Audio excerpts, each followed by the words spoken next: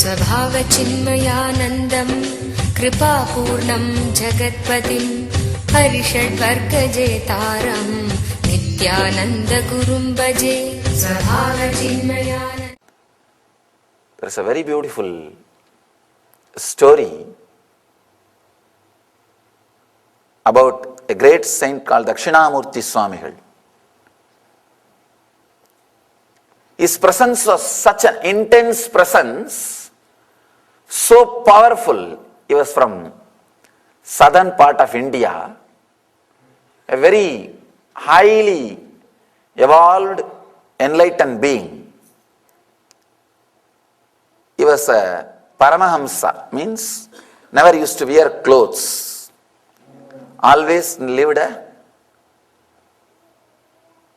life of freedom, no clothes, nothing, just he will sit in the forest under a banyan tree. Banyan tree was somehow associated with enlightened masters for quite a long time. I tried to dig out why the banyan tree is connected with enlightened masters. Still I am yet to come up with the mystical connection.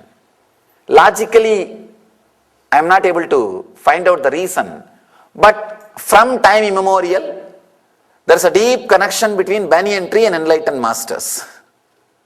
That's one funny thing. He was sitting under the banyan tree. His presence used to be so intense. Such an intense presence, you can touch and see. You can touch and feel God in his presence.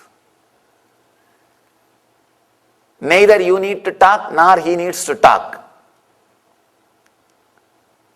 One of the court poet,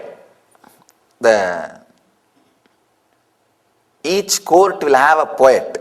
In that country, one poet from the court, the official poet, sang 1,000 verses on that saint, saying that he is the greatest warrior. If you kill 1,000 elephants in the war, you will be given that title, the greatest warrior, and the 1,000 songs will be offered in praise of you. This poet sang that in that same meter, it is called Bharani. In the same meter he sang 1,000 verses to that saint, praising the power or the heroic qualities of that master. When king came to know about it, his ego got hurt, because that king is the only guy who killed 1,000 elephants in the war. In that whole region, he is the only guy who had that song and title. Always the politicians feel their ego is hurt whenever they see the name and fame or the attention is gathering, because they thrive in attention. See, with the living masters, they do not thrive based on attention. If none of you are here, I will be doing the same job what I am doing now without moving my mouth. That's all. When I was sitting in my room, I am doing the same job of radiating the presence. Understand? My job is not done by the words which I am uttering. It is done by the presence. You may ask why I am uttering more words. Just to make you silent. If I am not talking, you will be talking. You will not receive. You will not be imbibing the subtle, mild work which I am doing. Masters thrive by their very presence. People thrive by the master's attention towards them. But with political leaders, politicians, they thrive by the attention given to them. It is number game. He was hurt, very deeply hurt. He called that poet and said, justify your decision of singing the same meter, same 1,000 songs about that beggar, naked beggar, who is sitting under the banyan tree.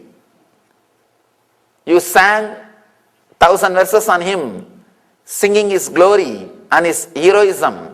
Justify, otherwise your head will be cut. Because that is the only key with which the kings are ruling the country. The poet said, I don't have any reason or justification. You can kill me, I have no problem. Because I achieved what can be achieved by the human mind and the human body. This body and mind, what maximum peak it can experience, it has experienced already by His presence.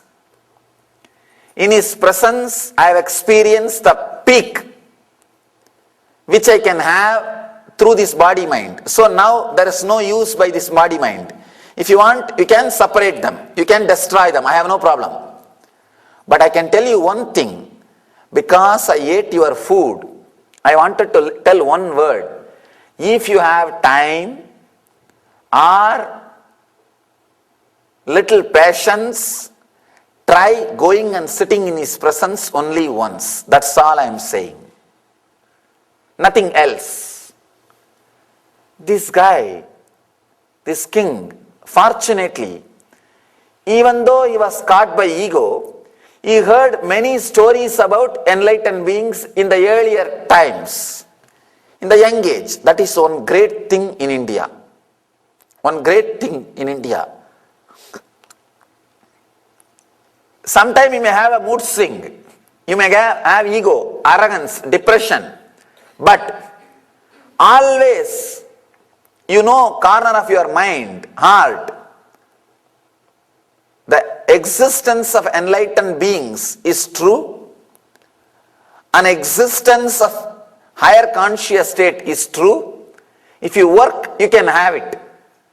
That trust will be there in all Indians who lived inside the villages or the area where the tradition is alive. Because from the young age, you will see hundreds of sadhus, the wandering mendicants, and you will hear hundreds of stories. You cannot escape or move away from the living spiritual tradition. Every street will have at least 2-3 temples. One beauty with the Vedic temples is they are not just educating organization, they are energy centers. They are energy centers. When you go and come back, you have some experience added to your being. Not just words. No. It is not just a pulpit from where a preacher or a priest or a Swami can speak. He just speaks. No. It is an energy center. When you go in and come out, you carry something inside yourself. Something is added to you. Something is added to you.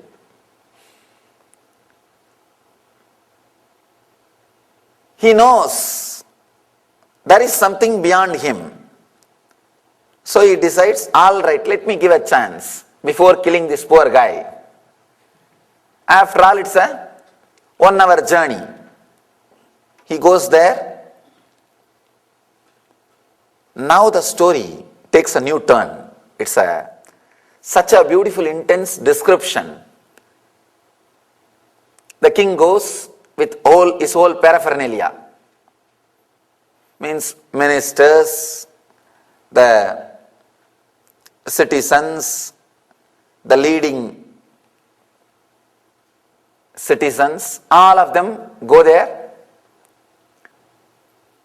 There was such an intense, vibrating silence.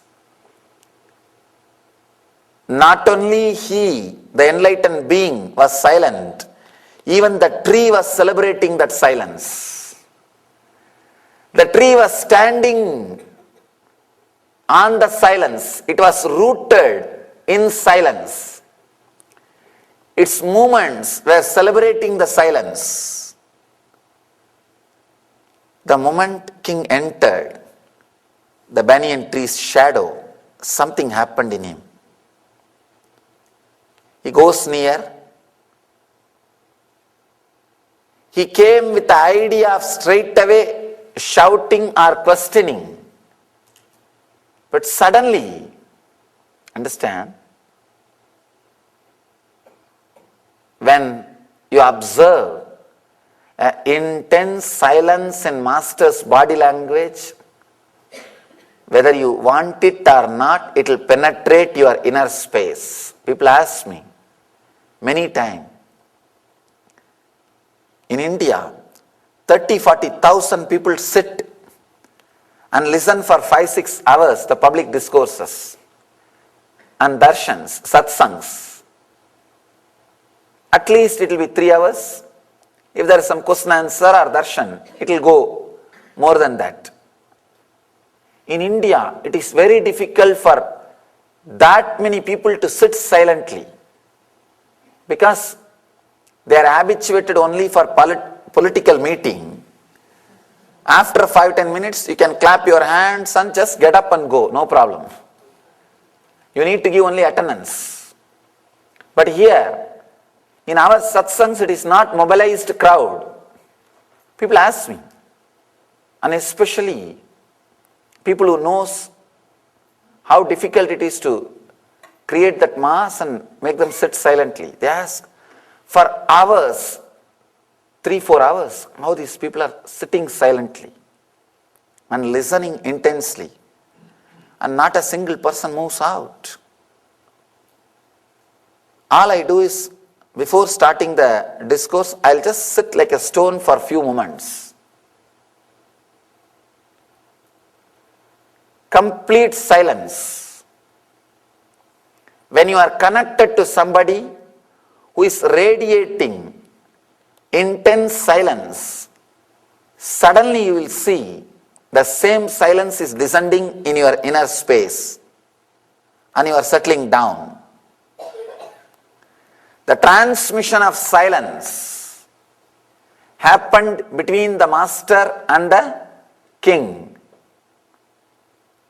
And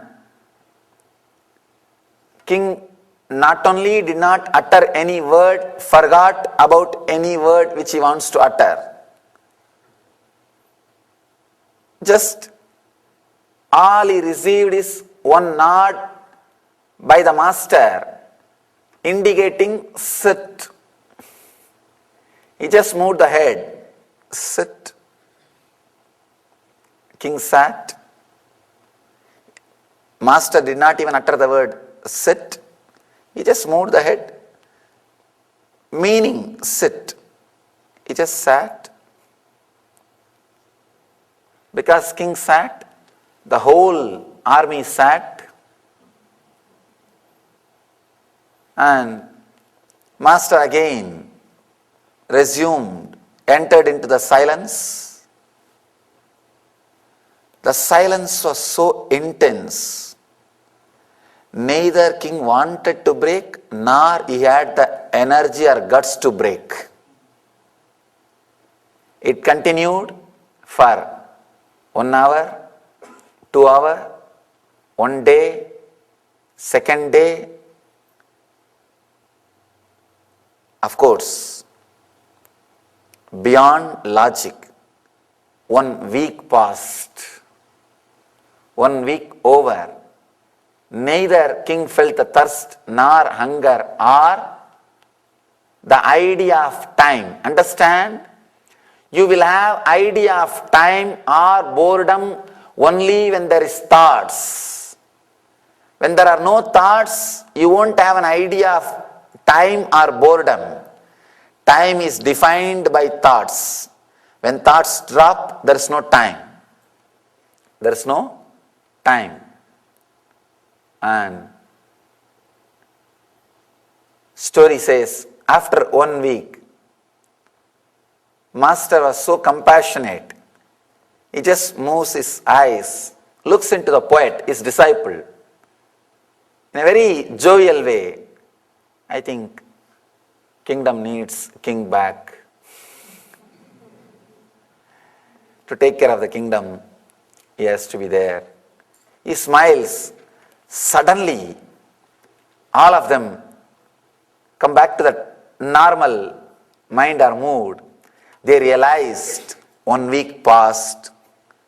There was no thought, no communication, no food, no water, no sleep, deep fulfillment physically, mentally, and spiritually. Understand? If this is just a story, it would have been recorded. Because it happened, the king built a beautiful, huge temple again under this same banyan tree. We have a temple and a mutt near a place called Tiruvarur. It's called Dakshinamurti Swamigal Mutt. It is created by that king. Understand? Kings will not do anything unless it is their strong experience. It was such a strong experience. King turns and tells that poet, "Thank you for guiding me to him. Now all I wanted to tell you is 1,000 songs is too less for him. 1,000 is too less for him. Please add some more. Please add some more. Let you sing. I'll see that it is engraved in stone all over this temple. The whole thing is engraved on stone by that king all over the temple.